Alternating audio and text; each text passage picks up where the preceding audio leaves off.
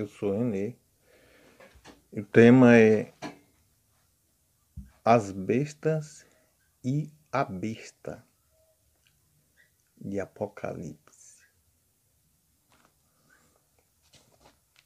Eu pego aqui como textos base Daniel 7, primeiro versículo até o 8º versículo. Também Apocalipse 13, capítulo 13, e o capítulo 16, versículo 17 de Apocalipse, e também capítulo 19, versículo 19. Besta. Tá aí um assunto que muito se comenta na nossa atualidade. Agora, a necessidade de se separar besta de besta. Porque a Bíblia se fala de besta reino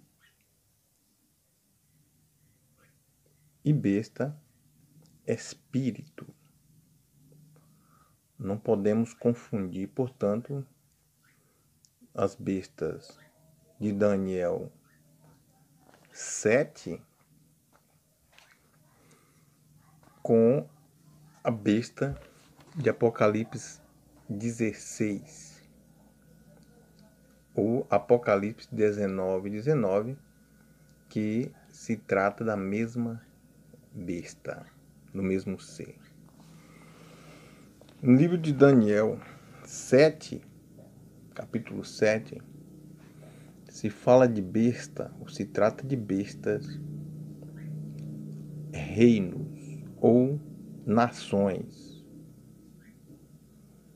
Se fala aqui, portanto, dos 4 reinos universais da antiguidade: o reino babilônico, o reino medopérsia, o reino grego e o reino romano, respectivamente.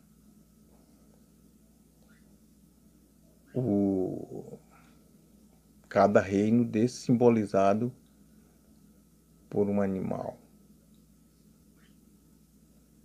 Nações que passaram, como o rei Nabucodonosor, o babilônico, que caiu, e também o medo-persa, que passou, o grego e o romano, que também teve a sua unidade quebrada, mas o seu conteúdo permaneceu até os nossos dias. É tanto que no livro de Daniel, se referindo ao Império Romano, a gente vê que o Império Romano ele é citado em alguns trechos como se ele permanecesse até o fim, ou até a volta, o retorno de Cristo. E a partir do versículo 20 do capítulo 7 de Daniel, a gente vê aqui os 10 chifres provenientes do Império Romano, dando origem a uma nova civilização.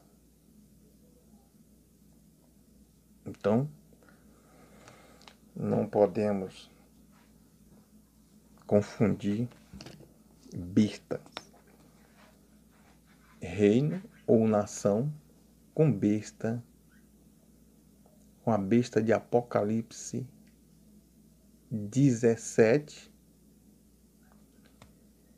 Também já tem mais uma tonalidade voltada para o espiritual, quando se fala da besta que subiu do abismo, e com a besta de Apocalipse 16, 17. A gente vê aqui no capítulo 16 de Apocalipse se falando de besta espírito. Essa besta que juntamente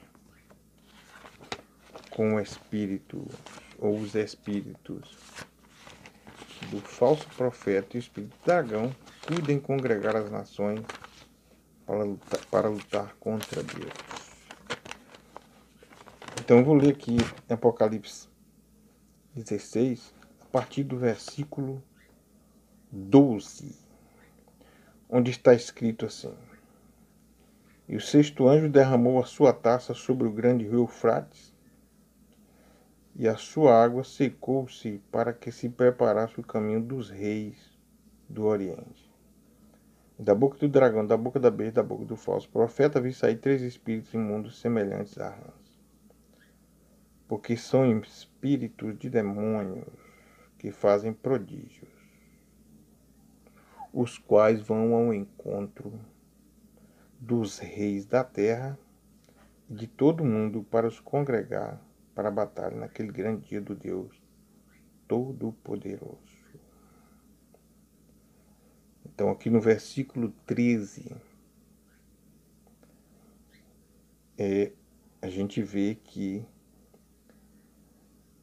esse espírito aqui besta, essa besta aqui, está falando de um ser individual, literal e pessoal. Ou seja, um espírito de demônio que atua sobre todas as nações, sobre os reinos da terra.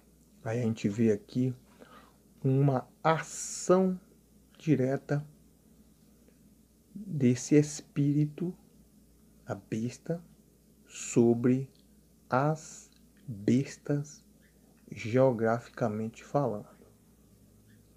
Besta, espírito atuando no mundo político, ou espiritual atuando em cima do geográfico, ou geopoliticamente falando. Esse mesmo espírito, esse mesmo ser, esse espírito da besta, a Bíblia fala dele no mesmo livro de Apocalipse, no capítulo 19, também no versículo 19. E vi a besta, e vi a besta e os reis da terra e os seus exércitos reunidos para fazerem guerra àquele que estava sentado sobre o cavalo e ao seu exército. E a besta foi presa, e com ela o falso profeta, que diante dela fizera os sinais, com que enganou os que receberam o sinal da besta e adoraram a sua imagem. Estes 2 foram lançados vivos no lago de fogo que arde com enxofre. Portanto, está aqui o versículo que desmistifica a questão, onde se faz separação entre bestas ou bestas, geograficamente falando, como nações, como reinos, e besta, espírito. Não podemos aqui imaginar a besta reino, territorialmente falando, geograficamente falando, sendo lançado no lago de fogo, vivos. Ou melhor, sendo lançados vivos no lago de fogo.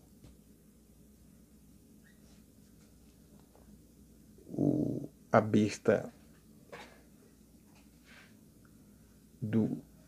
como nação da Babilônia, do reino do Império Babilônico, assim como o Medo-Persa, o grego e o romano, está falando de território. Não temos por que imaginar que um território, geograficamente falando, seja lançado no lago de fogo, até mesmo porque não teria vida. Então, a necessidade. E o que entendemos aqui, conforme Apocalipse 16, do 12 ao 14, especificamente aqui no versículo 14, diz que são espíritos de demônios que fazem prodígios, os quais vão ao encontro dos reis da terra e de todo o mundo, para os congregar para a batalha naquele grande dia do Deus Todo-Poderoso. Então aqui está a ação desses três espíritos atuando em todos os segmentos sociais, mundialmente falando, congregando as nações nesse projeto universalizado para lutar contra Deus, especificamente na pessoa da Igreja de Cristo. O apóstolo Paulo, quando ainda Saulo, ele perseguia os cristãos. E Jesus Cristo, ele aparece numa visão, ele perde a visão temporariamente, cai, ele ouve Jesus dizendo: Saulo, Saulo, por que tu me persegues? Ele pergunta: quem és tu, Senhor? Jesus diz: eu sou Cristo, é a mim que tu persegues. Saulo perseguia Cristo na pessoa da igreja, na pessoa daqueles que tinham compromisso e zelavam pela santa aliança, pelo evangelho eterno. E hoje não é diferente. Nós vimos aqui no capítulo 12 de Apocalipse, a partir do versículo 15, onde diz assim: e a serpente lançou da sua boca, atrás da mulher, água como um rio, para que pela corrente a fizesse arrebatar. E a terra ajudou a mulher. A terra abriu a sua boca e tragou o rio que o dragão lançara da sua boca. E o dragão irou-se contra a mulher e foi fazer guerra ao remanescente da sua semente, que são os que guardam os mandamentos de Deus e têm o testemunho de Jesus Cristo. Isso aqui aconteceu na igreja de Tiatira, com o advento da reforma religiosa, quando as multidões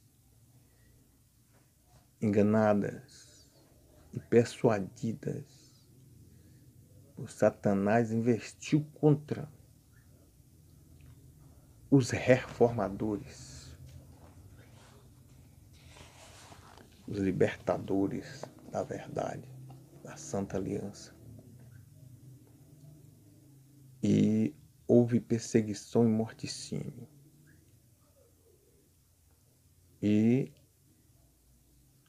Só que Deus levantou o protestantismo para proteger os reformadores. De outro modo, todos teriam sido eliminados e o curso da história e até mesmo as profecias teriam sido alteradas. Mas como Deus está no controle de tudo, Ele trouxe livramento. E quando sai da guerra, quando cessam as guerras entre catolicismo e protestantismo, entra a fase da diplomacia. Satanás, ele fica a observar em toda a humanidade aqueles que guardam os mandamentos de Cristo, os mandamentos de Deus e têm a fé em Jesus Cristo. Ou seja, aqueles que verdadeiramente têm compromisso com a Santa Aliança. Hoje nós estamos vivendo uma época de uma batalha ideológica, onde o projeto, o intento de Satanás é enganar a todos. Nós estamos vivendo na era da apostasia, ou seja, do desprezo da Santa Aliança. Hoje existe aí uma religião universal, o cristianismo, onde esse sistema religioso tem essa pretensão e, na verdade, vai conseguir, porque é bíblico. Essa religião universal. Então, nessa batalha, as heresias, os enganos, as mentiras. Mas esse Satanás não vai conseguir enganar a todos. E hoje, esse projeto está sendo consolidado. Esses três espíritos estão congregando as nações, reunindo seus exércitos para lutar contra Deus na pessoa da igreja. Existem leis aí que estão sendo preparadas nos bastidores políticos para eliminar o Evangelho, a Santa Aliança.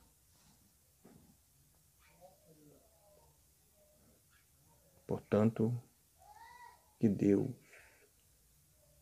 tenha misericórdia de nós, nos abençoe e nos guarde de tudo que está aí. Que muitos estão dizendo que virá depois, mas não, já está aí. Que Deus nos abençoe. Em nome de Jesus Cristo. Amém.